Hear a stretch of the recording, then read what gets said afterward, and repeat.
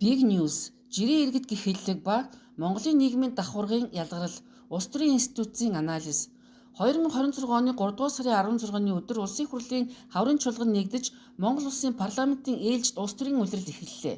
Чуулганы нээлтийн үеэр улсын хурлын дарга бөгөөд Монгол Ардын намын дарга Ням усрын учрал нээлтийн тайлбар илтгэл тавьсан нь парламентын институцийн үйл ажиллагаа болон Монголын нийгэм бүтцтэй холбоотой зарим сонирхолтой асуудлыг Big News хүндэх боломжийг өгч байна. Илтгэлийн ерөнхий агуулга нь парламентын үйл ажиллагааны тайлангийн шинжтэй байсан боловч нийгмийн байдлыг илэрхийлэх нэгэн тодорхой хэллэг анхаарал татсан. Энэ нь жирийн иргэд гэх ойлголт байв. Илтгэл жирийн иргэд өрнөөс өрийн хооронд амьдарч амжиргаагаа залруулахын төлөө тэмцэж байна гэсэн утгатай дүгнэлт хийсэн нь Монголын нийгмийн бодит байдлыг тодорхой хэмжээгээр илэрхийлж байгаа хэдий ч улс төрийн хил шинжил, нийгмийн бүтэц, институцийн харилцааны үүднээс авч үзвэл илүү гүнзгий анализ хийх шаардлагатай асуудал юм. 1. Улс төрийн хил шинжил ба нийгмийн ангилал. Орчин үеийн улс төрийн шинжилх ухаанд улс төрчдийн хэрэгэлдэг хэллэг нь зөвхөн илэрхийлэл биш, харин нийгмийн бүтцийг тодорхойлох, заримдаа бий болгох шинжтэй гэж үздэг. Төрийн өндөр түвшний илтгэл жирийн иргэд гэх нэр томьёо хэрэглэгдэх нь нийгмийн тодорхой ангиллыг илэрхийлж байгаа хэрэг юм. Ардчилсан улс төрийн онолд иргэн гэдэг ойлголт нь эрх зүйн болон улс төрийн хувьд тэгш статусыг илэрхийлдэг. Иргэн бүр төрийн эрх мэдлийн их сурвалж бөгөөд парламентын легитим чанар иргэдийн мандатаас үүсдэг гэж үздэг. Ийм нөхцөл жирийн иргэн гэх ялгууртай хэллэг хэрэглэгдэх нь иргэдийн дотоод ялгарл бий болсныг илэрхийлж болох талтай.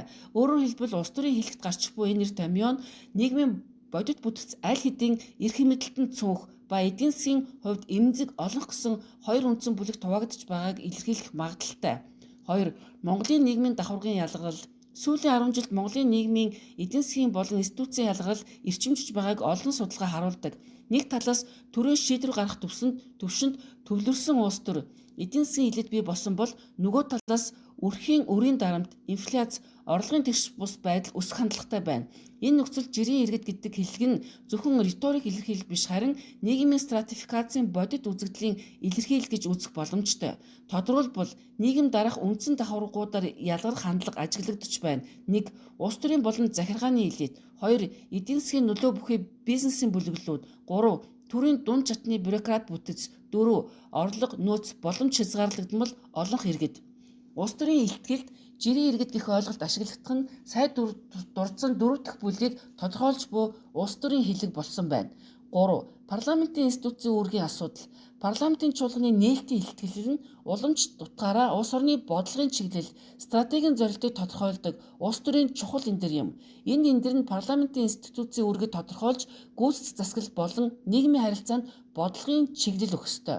Хэрэв нээлтийн илтгэл нь бодлогын стратегиэс илүүтэй үйл ажиллагааны тайлангийн шинж давамгайлж байвал парламентын институцийн үүрэг бодлого тодорхойлж байгууллагаас менежментийн тайлан хэлцэгч байгууллага руу шилжиж буй шинж тэмдэг гэж үзэх боломжтой. Энэ нь парламентын институцийн хөгжил, улс төрийн бодлогын хэлэлцүүлгийн чанарт нөлөөлөх чухал хүчин зүйл болж болно. 4. Нийгмийн итгэлцлийн асуудал.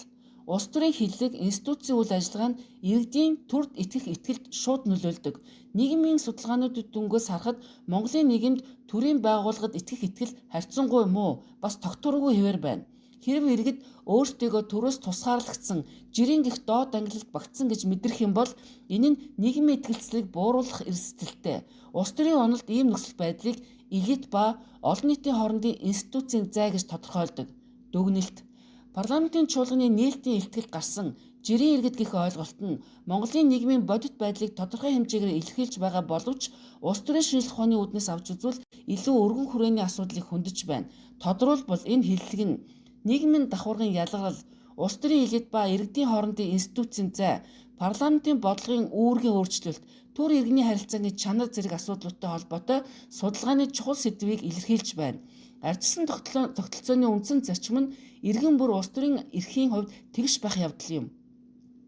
Иймд улс төрийн хэллэг, институцийн үйл ажиллагаа нь иргэдийг ялгууртай ангилах бус, харин төрийн эрх мэдлийн их сурвалж бол иргэн гэх ойлголтыг төвд нь байрлуулах нь ардчлалын чанарыг бичүүлэхэд чухал ач холбогдолтой юм.